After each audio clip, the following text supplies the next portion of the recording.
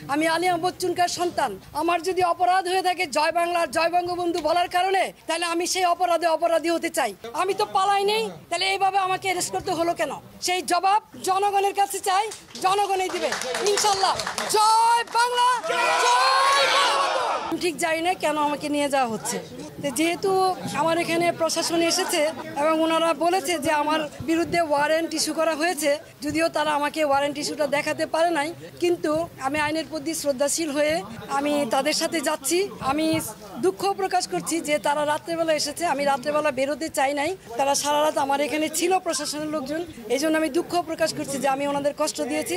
আপনারা দেখেছেন যে আমার মহল্লার লোকজন তারা এখানে সারা রাত অবস্থান নিয়েছে।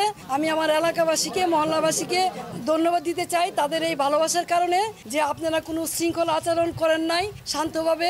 আমি আপনাদেরই সন্তান, আপনাদেরই মেয়ে। আপনারা আমার প্রতি যে শ্রদ্ধা, ভালোবাসা, সম্মান দেখিয়েছেন, আমি আজীবন আপনাদের এই ভালোবাসা, শ্রদ্ধা, সম্মান মনে রাখবো। আমার এলাকাবাসী জানেন যে আমি আলিয়া বচ্চনকার সন্তান। আমার বাবা সাম্যের রাজনীতি করেছে, দলমতের ঊর্ধ্বে উঠে রাজনীতি করেছে। আমি আলিয়া বচ্চনকার সন্তান।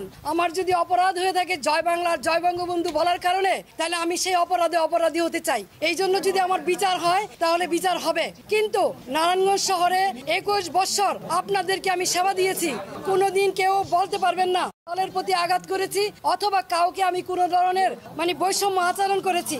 দলমতের ঊর্ধ্বে উঠে নিজের দলের ভিতরে থেকে তারপরও মানুষের কল্যাণে কাজ করার চেষ্টা করেছি। বিরোধ সত্য, মতভেদের সত্য।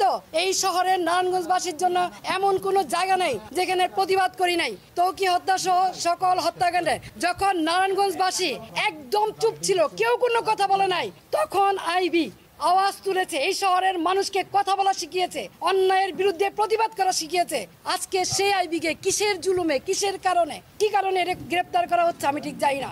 কিন্তু যেহেতু আমাকে গ্রেপ্তার করা হচ্ছে, আমি নারায়ণগঞ্জবাসীর কাছে একটাই অনুরোধ করব, আপনারা যেভাবে আমার পাশে ছিলেন, আমার পরিবারের পাশে ছিলেন, আমার পাশে থাকবেন। আপনারা সকলেই জানেন 1 মাস হয়নি আমার ছোট ভাই, অত্যন্ত আদরের ছোট ভাই মোহাম্মদ আলী রাজা রিপনকে আমরা হারিয়েছি। আর সেই ভাইয়ের সুখ এখনো বুঝতে পারি নাই। 3টা ছোট ছোট বাচ্চা, নাবালক বাচ্চা, তার মাঝখান দিয়ে আমাকে এইভাবে অ্যারেস্ট করা হলো, যেখানে আমার বড় ভাই নাই, বোন নাই, আমি সবার বড়। 3টা ছোট ছোট বাচ্চা, এবং 1 মাস হয়নি আমার ভাই মারা গেছে, এবং ওদের মাও নাই।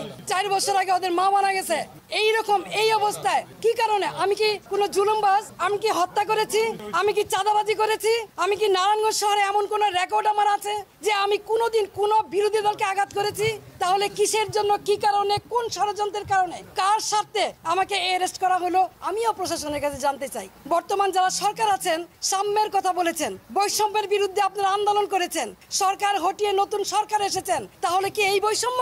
তাহলে অনেস্ট রাজনীতির, সততার কিসয় মূল্যায়ন? আমি তো বাড়িতেই ছিলাম, আমি তো পালাই নেই, তাহলে এইভাবে আমাকে অ্যারেস্ট করতে হলো কেন?